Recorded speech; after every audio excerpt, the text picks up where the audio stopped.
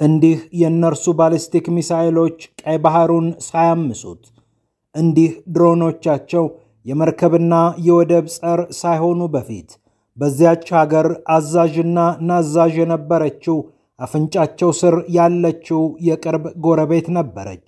ዋና ከተማዋ ሰንዓን በቁጥጥር ስር አውለው ሰሜንና ምዕራብ የመንን ከማስገበራቸው በፊት በየመን ሁቲዎች አማጺ ብቻ ነበሩ።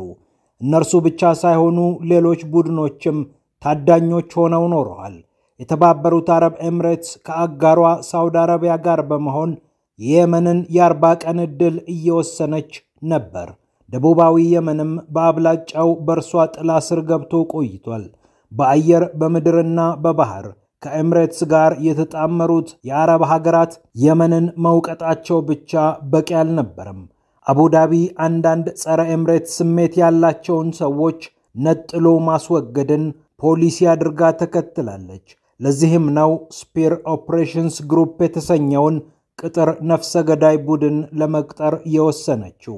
በየወሩ በሚሊዮን ዶላር የሚቆጠር ገንዘብ የሚከፈለው ይህ ቡድን በቀድሞ የአሜሪካ ልዩ ኃይል አባላት የተዋቀረ ነው።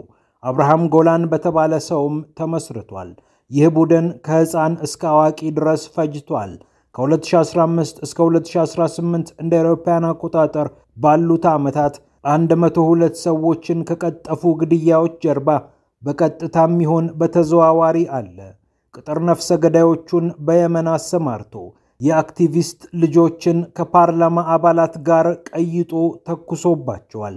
የእጩ ሟቾች ስም ዝርዝር ከአቡዳቢ ይላካል። የመጨረሻውን ተኩስ አሜሪካውያኑ ይተኩሳሉ። ፖለቲከኞች፣ የሃይማኖት መሪዎች፣ ጋዜጠኞችና ተጽዕኖ ፈጣሪ የተባሉት ሁሉ በግድያ ሰነዱ ዝርዝር ውስጥ ተካተዋል።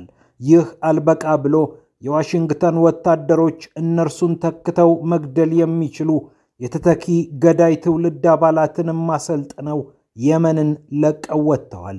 በዚህ ጉዳይ ላይ ልዩ ምርመራ የሰራው ቢቢሲ ያነጋገራቸው የድርጅቱ ሰዎች እኛ አሳውን ማጥመድ እናስተምራለን እንጂ አሳው ከባህር ውስጥ ከወጣ በኋላ ኃላፊነት አንወስድም የሚል የስላቅ ምላሽ ሰጥተዋል።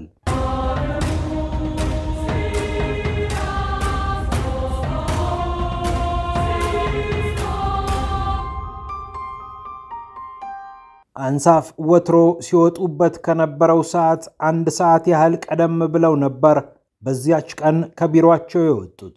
ምሽት 4 ሰዓትን አልፈው ቤታቸው ይገቡ የነበሩት ሰው 3 ሰዓት ከ40 ደቂቃ ሲሆን ቢሮአቸውን ለቀው ቤታቸው ገብተዋል። ቤታቸው እንደገቡ የሰሙት ከባድ ፍንዳታ ቢያስደነግጣቸውም በቀጣይ የተደወሉላቸው ስልኮች ግን ይበልጥ ግራ ጋብተዋቸዋል።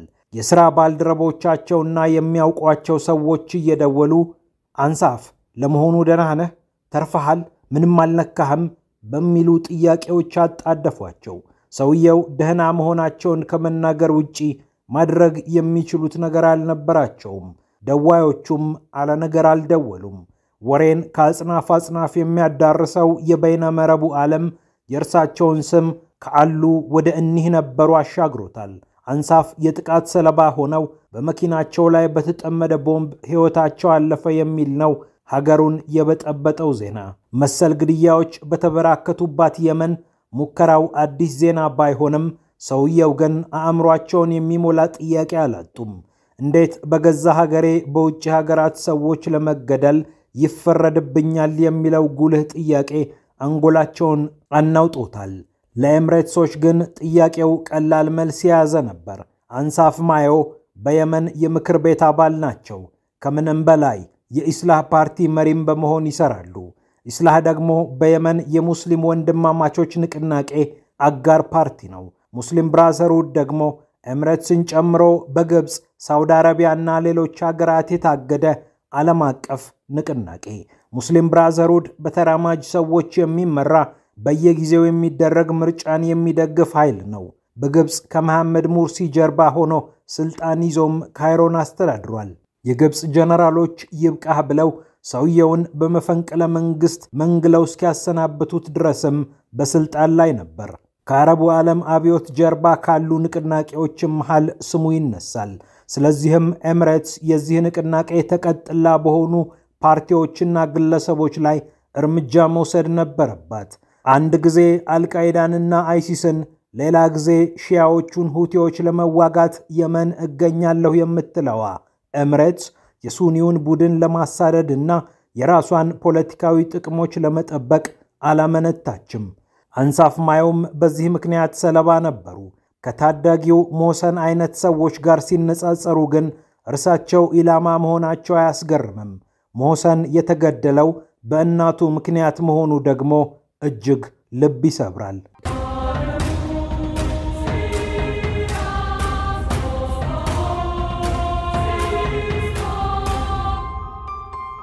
ሁደል አልሰሬሪ የሕግ ባለሙያ ነች። በየመን የሚካሄዱ የኤምሬትስ ቀመስ ግድያዎችን በመመርመርና በማጋለጥ ስሟ ገናና ነው። በየመን የቴሌቪዥን ጣቢያዎች ላይ የቀረበችም እውነቱን ስታስረዳ ኖራለች። ታዲያ ሳቂታው ልጇ ሞሰን ከእርሷ ሥራ ጋር የሚያገናኘው ነገር አልነበረም።